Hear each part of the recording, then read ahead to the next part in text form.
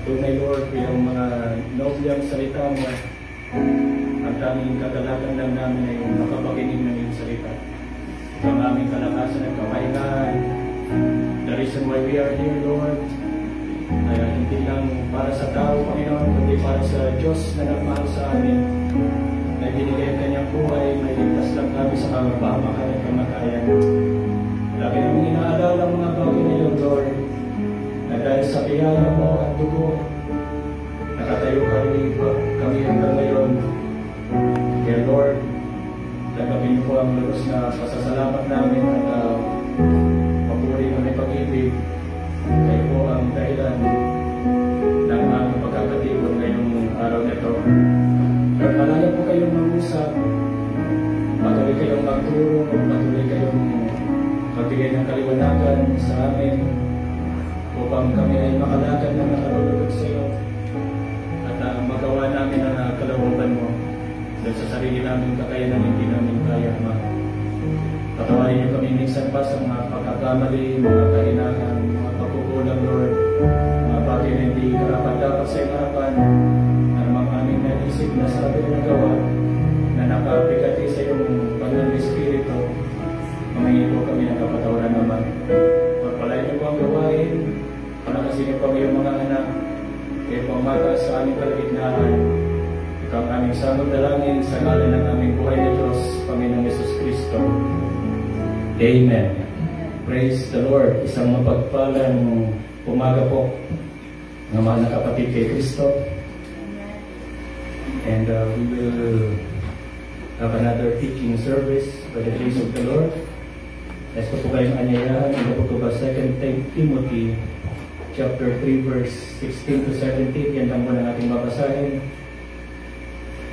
At sabi doon, mga kapatid, all scriptures is given by inspiration of God and is profitable for doctrine, for reproof, for correction, for instruction in righteousness, that the man of God may be perfect, thoroughly furnished unto all good works. And the Lord bless His works. Kaya po'y makato po. At pong ipagpapatuloy ang ating topic. Isa po itong series tungkol sa pinamagatang The Church Needs Honing. At alam natin, ayan ay may kasamang pagtapyas, mga kapatid. Kaya ayan yung mga naisulat natin o na bagay nating kasulatan. Na ang lahat ng kasulatan, yung buong Biblia ito, from Genesis to Revelation, lahat po ng nababasa natin dyan, ay hindi galing sa kaisipan ng tao yan, galing po sa Diyos mismo. So hindi po aral ito ng tao. At iyan ay kapakipakinabang profitable for doctrine, turo, or aral, for reproof, pagsansala, for correction sa pagtutuwid, at for instruction in righteousness, para turuan tayo sa katwiran. At katwiran po yan ng Diyos, hindi po natin katwiran, ano? Para ang tao daw ay, mapunta sa perfection. Kasi ayan po yung ating nais makita, ayan ang nais makita ng Panginoon, makarating ang bawat anak ng Diyos sa kasakdalan. So ayan ang talagang main purpose kung bakit tayo nagtuturo, mga kapatid. At thoroughly furnished unto all good works, na ang lahat ng ating mga gawa ay mabuti at katanggap-tanggap sa harapan ng Diyos na ating pinaglilingkuran. Now, sa Romans 15:4, nabanggit, mga kapatid, na anumang bagay na ating mababasa dito sa kasulatan, maaaring kwento yan sa Bible, maaaring mga pangyayari, o mga turong aral, pwedeng awit, tulad ng Psalms, tulad ng Proverbs, mga kasabihan, kawikaan. Lahat ng mga mababasa natin dyan, simula pa noon, sabi niya, were written aforetime, mga nakaraan na. Were written for our learning. Para tayo daw ay matuto, mga kapatid. So lahat po ng nababasa natin dyan para sa ating ikatututo. Laging may gintong aral yan. Lalo na kung makuha natin yung kapahayagan. Amen? That we through patience and comfort of the Scriptures, na magdudulog ito ng pagpapahinuhod pasensya o pagtitiis, maraming pinagdadaanan ng mga anak ng Diyos. Araw-araw yan mga kapatid. At kung minsan, kung yung sariling damdamin na nakaisipan natin yung ating pairalin, suko na tayo eh. Pero dahil sa comfort, sa kaaliwan, mga kapatid, sa biyaya na ating natatanggap sa mga salitang ating nababasa, amen, nagkakaroon tayo ng pag-asa. At sabi ng Colossians, hindi ko nagkakamali, ayan ay pag-asa, hope of glory, pag-asa na maluluwalhati tayo one day sa pamamagitan ng dahil tayo ay nagbabasa, natututo sa ating mga nababasa sa banal na salita. Then again, hindi po salita ng tao yan, may buhay yan. Ang salita ng tao may hangganan yan, mayroong mga limitasyon, may magwawakas yan, pero ang salita ng Diyos, hindi nagbabago yan. Libong-libong taong na nagsulat ang Bible for 3,500 years, mga kapatid, ay isinulat ang Biblia ng 40 na authors. Hindi naman magkakakilala ang iba dyan. Iba't ibang panahon, iba't ibang katayuan ng buhay, pero hindi nagbabago ang kapangyarihan at buhay na nakapaloob sa salitang ito. So, patuloy natin pag-aaralan yung mga churches na nabisita ni Paul. Amen. Sino si Paul? Siya yung messenger sa first church age, kung saan na-establish ang Gentile church. At napag-aralan natin yung church ng Romans noong nakaraan. Nais kong dumako mga kapatid sa church ng Corinthians. Medyo marami nga lang sa Corinthians na pwede tayong matutunan mga kapatid. Nais ko lang ibigay na disclaimer, hindi po tayo naghahanap ng kamalian. Pero sa mga kamalian na makikita natin sa naunang church, para yan sa ating ikatututo. May mga gintong aral dyan mga kapatid. Now, kung ito man ay makita natin sa ating church, makita natin sa ating sarili, makita natin sa ibang churches, ayan ay isinulat ng Diyos para tayo ay matuto. So, lahat ng nakasulat, sabi ni Timothy kanina, para sa instruction of righteousness, para makalakad tayo ng matuwid sa harapan ng Diyos, sa ating ikasansala, reproof, sa correction, ikatutuwid, at para magkaroon tayo ng tamang aral, doctrine, mga kapatid. So, paano ba nag-umpisa yung aral sa mga Korinto? Saan ba yung Corinth, mga kapatid, kung familiar kayo? Yung Corinth kasi, isa yon sa mga leading city sa bansang Greece. Alam niyo yung bansang Greece? Saan yun? Sa Europe. So isa yun sa nabisita ni Paul. Ito po yung mapa. Nanggaling sa Jerusalem si Paul. Tapos ganyan yung paglalakbay niya. Bali second missionary journey na to. Nung marating niya itong Corinth, ang layo. Ito ay daan sa pamamagitan ng lakad, kabayo siguro, karwahe, ganyan. Hanggang sa tumawid siya ng dagat. 3 beses pa nga siya na shipwreck. Kung babasahin ninyo mga kapatid. Pero after all, dahil sa biyaya ng Diyos nakarating yung message sa Corinth, galing daw siya sa Athens, sabi ng mga kasulatan sa Acts chapter 18 verse 1 to 11, sabi niya, after these things, Paul departed from Athens. So, ayun yung Athens. So, galing siya dito. Pumunta siya ng Corinth. Okay? So, dyan na tanggap ng mga taga-Corinthians yung mensahe.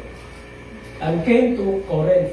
Yung una niyang na-meet doon ay hindi naman taga-original na taga-Corinth, kundi mga Hudyo na ang pangalan ay sina Aquila at Priscilla.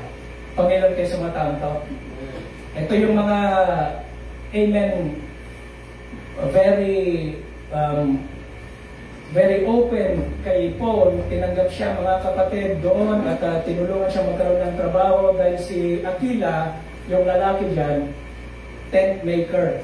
So si Paul, bagamat busy siya sa pangangaral, hindi siya naging pabigat.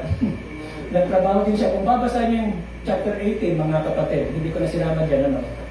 Pero dyan siya nag-umpisa, una niyang nakilala sila Aquila at saka Priscilla. Amen? And then, gano'n siya katagal na nanatili doon yung una niyang pagpunta sa Corinth para turuan itong mga taga-Corinthians? 1 year and 6 months. So, gano'n siya katagal na nag-stay sa Corinth para turuan silang maigi, mga kapatid. At doon natanggap ng church ng Corinth, message church ito mga kapatid, okay? Message church ito. So natanggap nila yung message dahil sa pag-ibig ng Diyos sa pamamagitan ng ministry ni Pablo. Now, familiar tayo, sa pangangaral ng prophet, lalo na sa mga matatagal dito, na yung church ng Corinth, church ng correction. Marami talagang makikita dito na kamalian, mga immaturity. Now again, hindi tayo naghahanap ng kamalian ha. Now yung makikita natin kamalian dyan, para yan sa ating katututo. So para, anong purpose? Para ma-perfect tayo mga kapatid. Siyempre, sabi nga ni Pastor, yung wise na tao, wise ka daw kapag natuto ka sa iyong pagkakamali. Pero wiser ka kapag natuto ka sa pagkakamali ng iba. Kaya nga, nandyan yung kasulatan para hanggat maaari, hindi na tayo lumakad sa the same na pagkakamali. Amen? Now, itong mga Corinthians, ang napakaganda sa kanila, punong-puno sila ng gift. Kung gifted church na lang ang pag-uusapan, ang Corinthians yan. Kaya nga mababasa mo sa Corinthians ang napakaraming gift.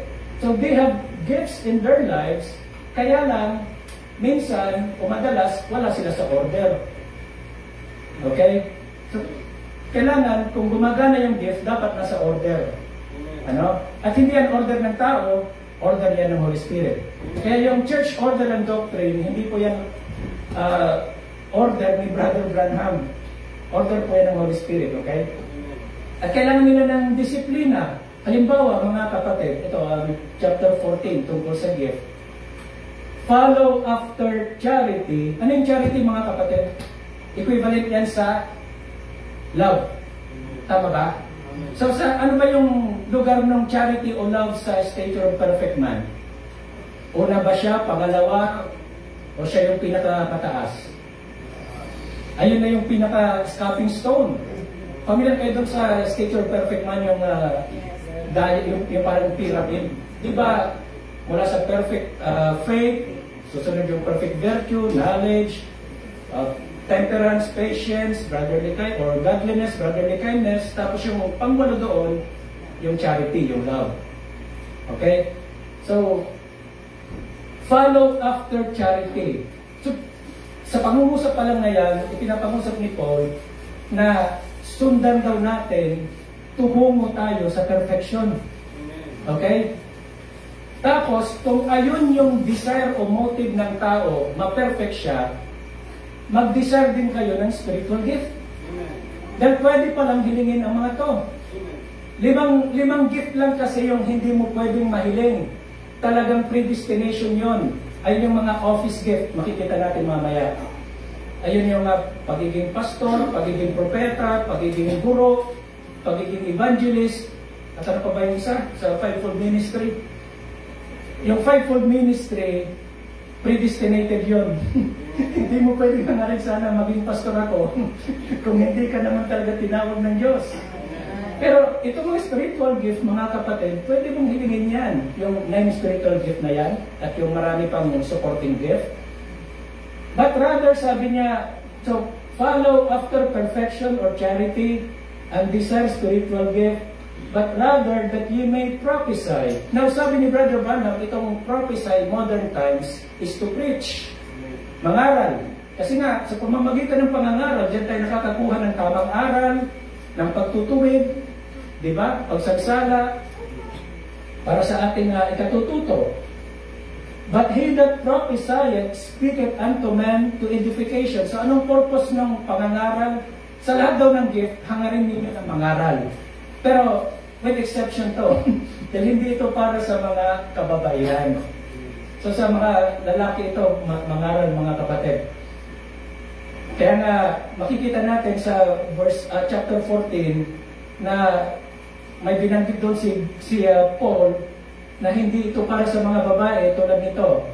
Let your woman or women, mga kababaihan, keep silence in the churches, for it is not permitted unto them to speak, but they are commanded to be under obedience, as also saith the law. And if they will learn anything, kung gustong may itanong o matutunan yung isang babae, kung may asawa siya, magtanong siya sa kanyang asawang lalaki. Kung wala naman siyang asawa, pwede siyang direktang magtanong sa pastor. Let them ask their husbands at home, for it is shame for woman to speak in the church. Now, gusto natin linawin yung bagay na yan, dahil hindi naman lahat ng na pagsasalita dito sa harapan ay ipinagbabawal sa kababaihan. Nilinaw yan ni 1 Timothy chapter 2 verse 11 to 12.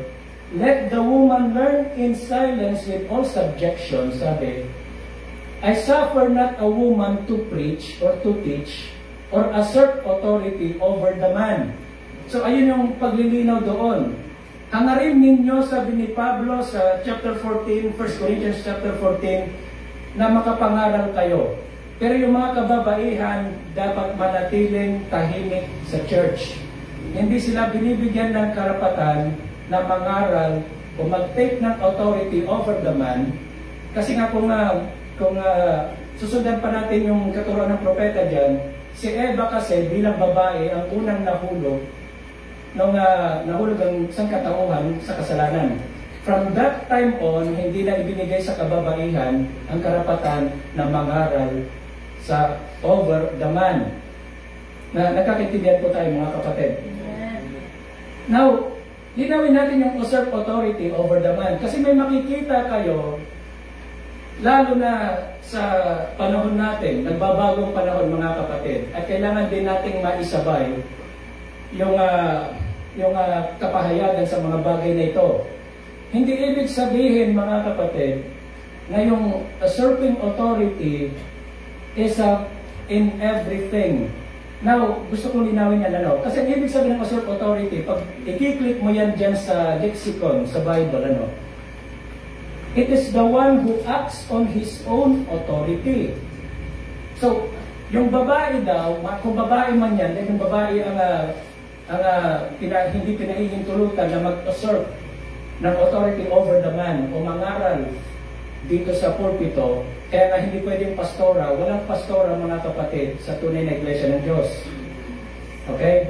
Bagamat sa mga modern churches, sa denomination, pinapahintulutan nila yan dahil sabi nila, mas magaling magsalita ang mga kababaihan.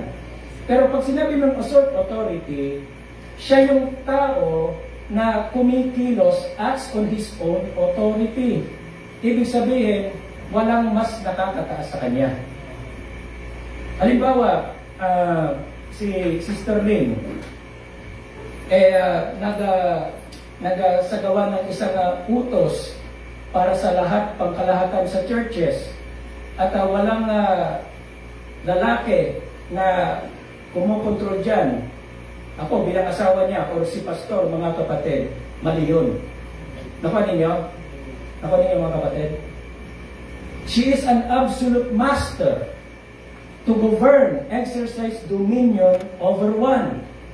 So hindi yun, ang tinutukoy diyan mga kapatid, hindi binibigay sa babae ang mangaral sa church, and at the same time mga kapatid, mag-usurp ng authority over man unless she is under the man. Kasi may mga gifted sa atin.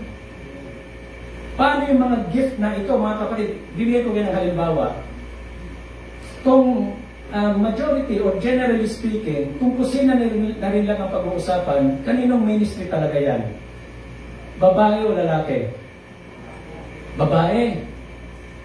So, pwede natin sabihin na ang magiging head ng kusina ay babae kung wala sa church natin ang marunong magluto na lalaki. Mapalad tayo dahil mayroon tayong Brother Murphy na magaling sa kusina. Pero kung wala, diba si Sister Cindy, yung magiging head ng kusina, hindi ibig sabihin na nagpa-assert siya ng authority over the man. Kasi siya yung gifted doon. Siya yung may kakayanan doon na mag-lead. Ayun nga lang, nasa under leadership siya ni pastor. Kaya pag ang gustong iluto, ang expertise ni Sister Cindy ay lechon. Pero ang gusto ni pastor ay paksiw. Pagkasunduan na lang nila, lechon paksiw na lang. Pero masusunod si pastor. Pag sinabi niya ni pastor, paksiw ang iluto mo, hindi pwedeng ipilit ni Sister Cindy bilang head ng kusina yung gusto niya. Nakuha natin mga kapatid. So, para hindi tayo magkamali sa pag nakikita natin na may mga gifted tayong mga sisters dito at pinapahintulutan ng ating church na mag-lead, ayun ay sila pa rin ay under authority ng lalaki. Nagpapaalam yan sa kanyang asawa at nagpapaalam yan kay pastor. Okay? After all, mga kapatid, bakit binigyan pa ng gift ng Diyos ang babaeng yon? Kahit na nga sa Bible bakit may mga leader tulad ni na Deborah at tulad ni na Esther? May mga authority to. May kapangyarihan. Pero hindi ibig sabihin na sila ay absolute doon. Why? Unang-una, sila ay under the Word of God. Tama ba? Si Deborah, bagamat siya yung prophetess, siya ay hinirang na judge sa panahon ng mga judges. At kung titingnan mo yung kwento ay mas under sa kanya si Barak, hindi nawala yung ministry ni Barak doon.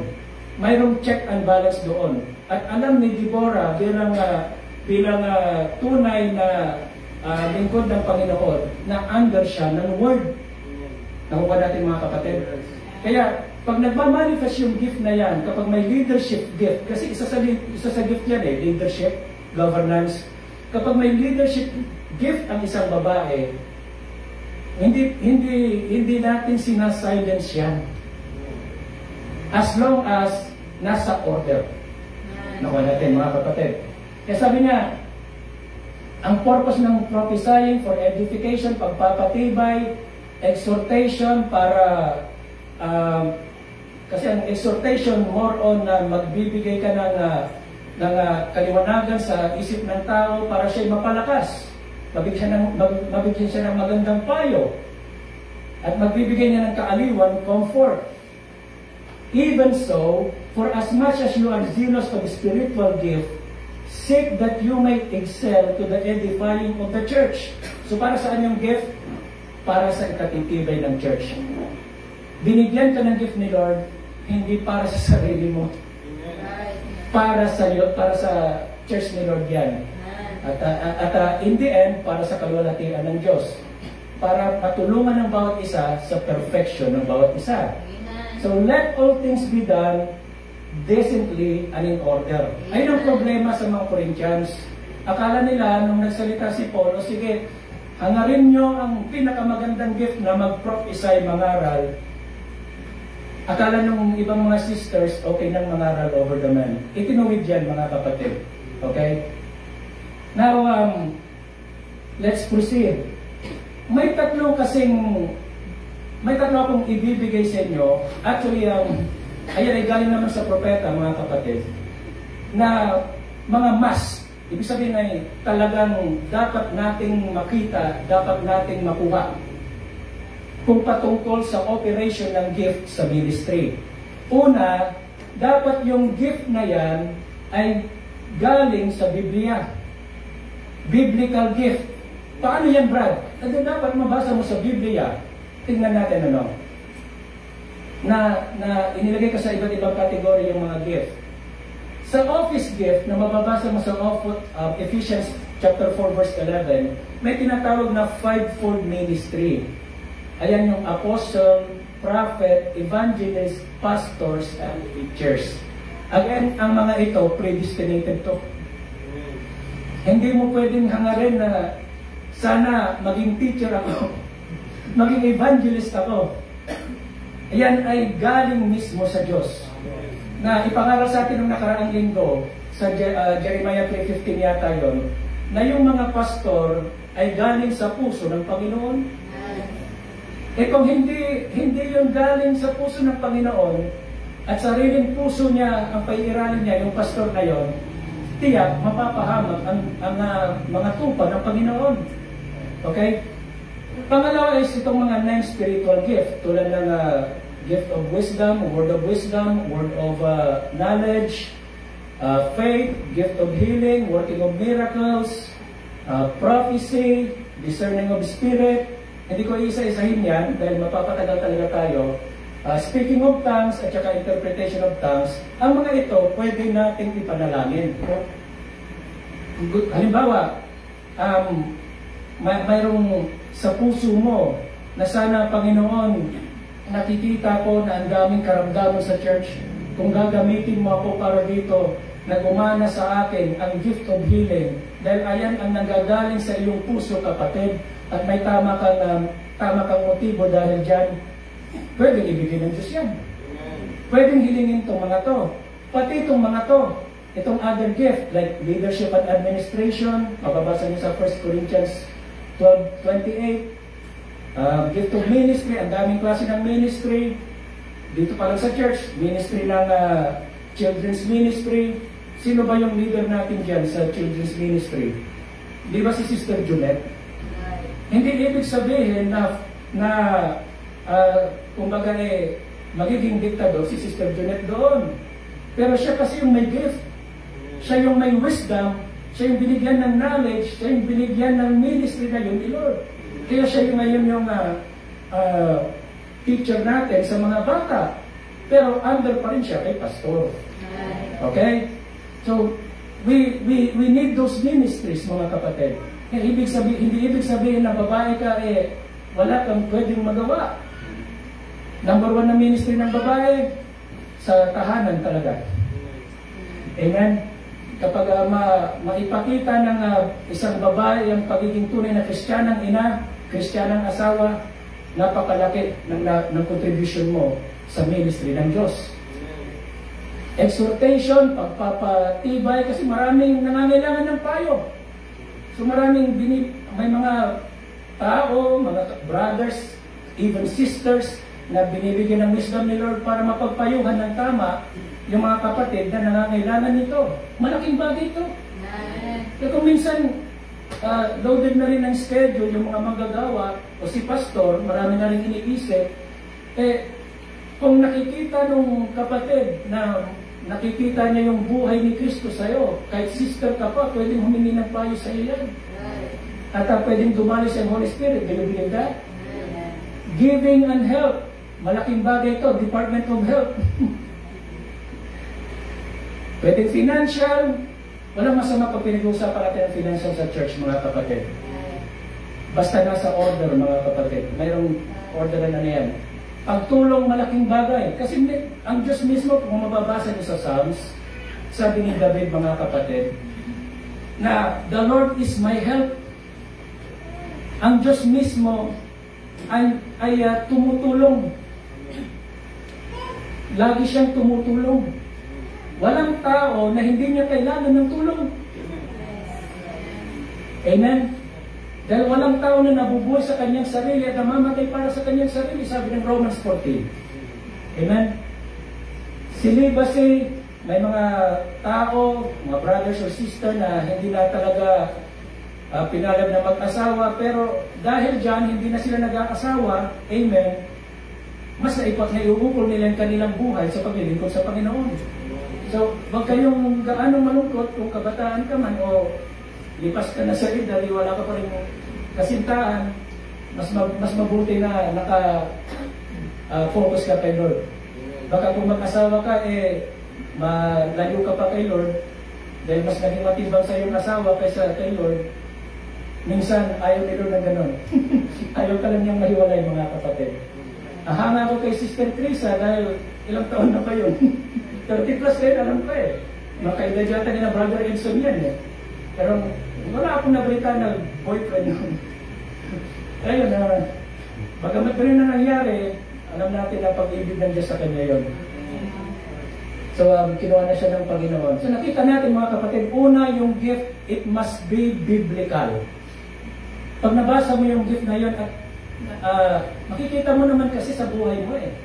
Nagmamanifest yun eh. So, mayroon ka ng isang punto. Pangalawa, dapat i-confirm ni Lord yan. Okay, paano niya i-confirm? So, mayroon sumusunod na tanda. Kung babasahin mo kasi yung Hebrews chapter 2 verse 4, God will bear witness sa pamamagitan ng signs and wonders, miracles, and working of the Holy Ghost sa gift na yan. Okay? So may mga gifted dito ng pagkanta, pag-awit, talagang napapababa din ng Holy Spirit. Pag silang umawit, alam nila yung sikreto nun. Marami sa atin, hindi natin alam kung paano nangyayari yun. Kasi maring may kumakanta dito, pero parang wala tayo sa sigla kung magpuri. Pero mayroong mga ginagamit ng Diyos dito na sa pagbuka pa lang ng kanilang bibig, parang tinig ng mga anghel. Hindi sa itinatas ko yung mga kapatid, amen. Pero ministry kasi yan. Naintindihan natin. So we have to support it. Kaya kalwalhatian ng Diyos yan. So una, kailangan biblical. Nabanggit natin dito kanina. Pangalawa, kailangan i-confirm ng Diyos yan na ayan ay katotohanan dahil binibindika, pinapatunayan ng Diyos. Paano mong sasabihin na may gift ng counseling yung tao kung lumapit yung tao may problema, ilalong nagulo yung buhay niya? Hindi akma, di ba? Paano mong sasabihin na may gift ng teaching yung tao kung lalong gumulo yung kaisipan ng mga taong nakikinig sa kanya? Paano mong sasabihin na pastor, na tinawag na pastor yung manggagawang yon, kung may gusot yung dalawang magkapatiran at hindi kayang maayos sa pamamagitan ng salita ng pastor? Of course, inidulog ng pastor yan para maayos. Pero gift kasi yun. Nakuha natin mga kapatid. Okay. Now, ano yung pangatlo na dapat na maintindihan natin para masiguro natin na mag-work yung gift sa ating buhay at sigurado tayong galing sa Diyos? Una, dapat biblical, mababasa mo sa Bible. Pangalawa, pinapatunayan ng Diyos yung gift na yun sa'yo. May sumusunod na signs and wonders, may fruit ng ministry. Pangatlo, dapat calling yan. Calling yan, mga kapatid. Sabi ng 2 Peter 1:10, make your calling and election sure. Siguraduhin mo na ang pagtawag sa iyo at pagkahirang sa iyo ay sigurado. Ayaw natin, sabi niya, we don't want to be just wondering kung tinawag ba tayo, hindi. Anak ba ako ng Diyos? Brave ba ako? Ayaw ni Lord na magkaroon ka ng doubt na ganyan. Dahil sasamantalay na kaaway yan. Lalong ibabato sa iyo mga kapatid, hindi ka brave kasi tingnan mo naman yung buhay mo. Wala kang pag-asa. Pero in the first place, bakit ka sumampalatay sa message na to? Anong nagtulak sa iyo? Kung kabataan ka man at bukod sa sinasabi ng magulang mo, amen, ay minahal mo ang Diyos, there's something in it. There's a calling in it. Kailangan mo lang maintindihan yung paglakad mo, kapatid. Kasi sabi niya, you must be called or you will be defeated. Pag hindi ka sigurado na tinawag ka doon, antimano, talo ka. At lagi kang matatalo. Because we are fighting a battle. Sabi, sa sarili mo pala may battle na yan. Sa pamilya mo may battle na yan. Sa church may battle.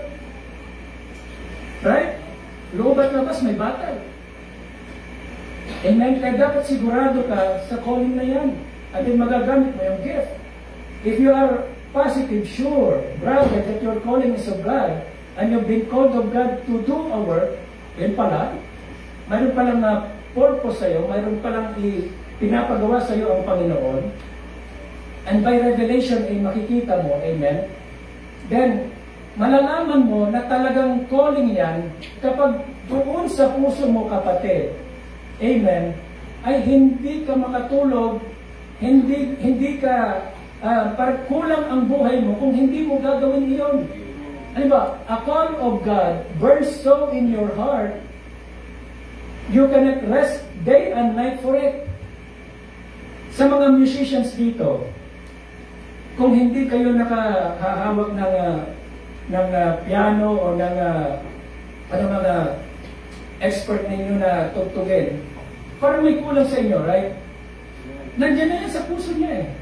The same as me, mga kapatid, ako, pumuputi na yung buko sa kapupuyat sa pagtuturo. Pero, hindi ko maalis yun. Nandun sa akin yun. Iniluluhod ko yun. Hindi para lang sa aking sarili. Ako ang unang nabibless kung nag-reveal ang Panginoon, pero gusto ko dumalo yun sa inyo. Amen? Hindi ako makatulog sa ganon. Ikamamatay ko yun pag hindi ako magtuturo. Right? They're calling yun, kapatid. Ngayon, kapag isinuko mo yan sa Panginoon, doon kanya magagamit. Doon magmamanifest yung gift mo. Paano? Sabi ni Brother Branham, paano gawin yan? Here's the way to do it. Make sure that your calling comes from God. Paano? Na masisiguro mo na galing kay Lord yun, i-check mo yung motive mo. Yung objective mo. Bakit mo gustong tumugtog? Para lang ba maging hangaan ka ng mga tao, mapuri dito ng mga tao, ang galing ni brother, ang galing ni sister, kumanta, tumugtog. I-check mo yung motive mo. Kung ito ay para sa kaluwalhatian ng Diyos at para sa perfection, ikatitibay ng mga anak ng Diyos, then tama ang motive mo. Tinawag ka nga dyan. Bakit gusto mo na mangaral? Sabi ni Brother Branham, ano bang motibo mo sa pangangaral? Kung gusto mo lang na maging easy yung job mo para weekly meron kang tithes and offering, lalo na kung mayayaman yung miyembro, in the first place, mali ka na doon. Amen? Forget about it. It was not a call. So nakita natin, mga kapatid. Kaya, sa summary, amen, ito pa pala, sorry. Ang problema, bantayan din natin ito, I believe na marami sa atin ang may baptism na ng Holy Ghost. Pero of course, ang baptism ng Holy Ghost, pinaglalaban pa yan, di ba? Hanggang makamit mo yung hangganan na marating mo yung adoption mo, hanggang makarating ka sa body change. Pero as a type, binanggit ito ng propeta, na sabi niya, ang problema ngayon, the trouble today, when we are come into our promised land, ano bang parte ng journey ng mga Israelita mula sa Egypt papuntang promised land, yung nakarating na sila sa promised land? Ano yung equivalent na nasa type?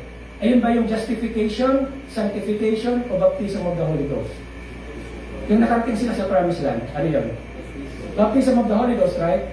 So tinutukoy ng propeta dito, may mga Holy Spirit na ang mga tao to.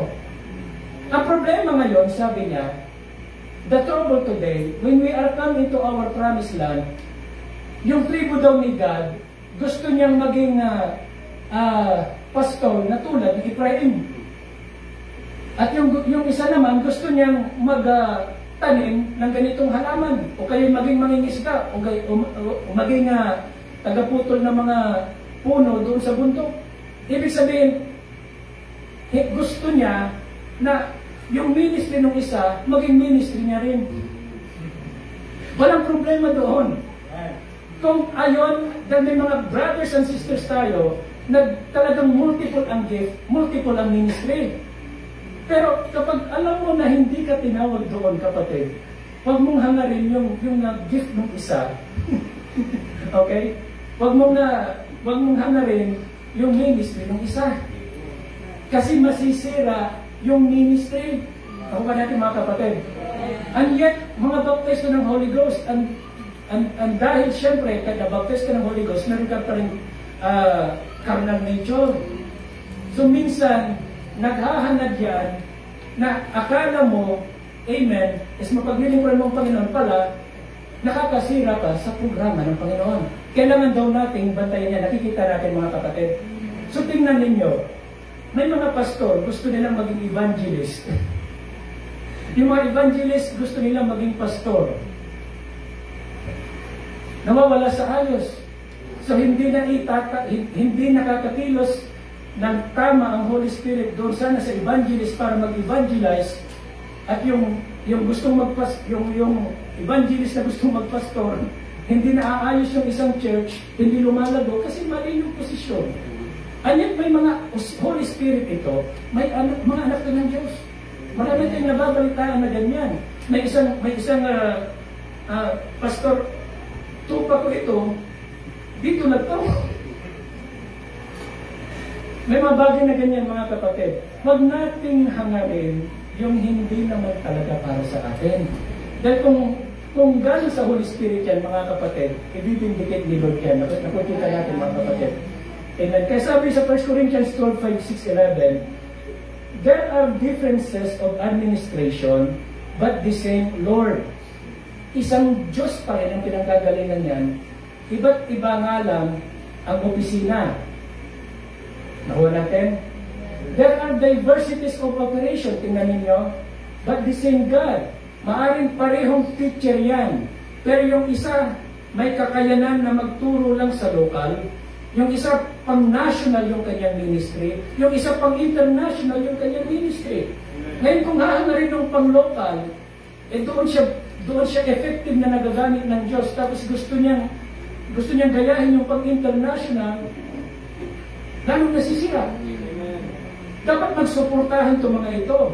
At pag naman ituring ng pang-international yung ministry niya, na maliit lang yung revelation nung isa doon. Dahil pang-local lang siya. Dahil depende yan kung saan purpose siya gagamitin ng Diyos. Ito, kung ang halamang ito ay pang-indoor lang, ilabas mo yan sa arawan, patay yan. Kahit anong dilig mo pa dyan. Nakuha natin mga kapatid. So, depende yan kung saan ka talaga pinagpapala ng Panginoon, doon ka manatili. Amen? But all this worketh that one and the same self-same Spirit, dividing to every man severally as He will. So, ayon sa minagaling ng Diyos, ibinabahagi niya yung gift, ibinabahagi niya yung anointing, mga kapatid, para sa kapakinabangan ng bawat isa. So, pagpapatuloy natin, marami kasi sa Corinthians ang pwede natin matutunan, mga kapatid, mga kamalian ng church na ito. It's a book of correction, pero again, pag makita natin yan at may apply natin sa ating sariling pamilya, sa ating church, mas magiging mighty ang pagkilos ng Diyos sa ating mga ministry. So God bless you, mga kapatid, pagpatuloy natin next week.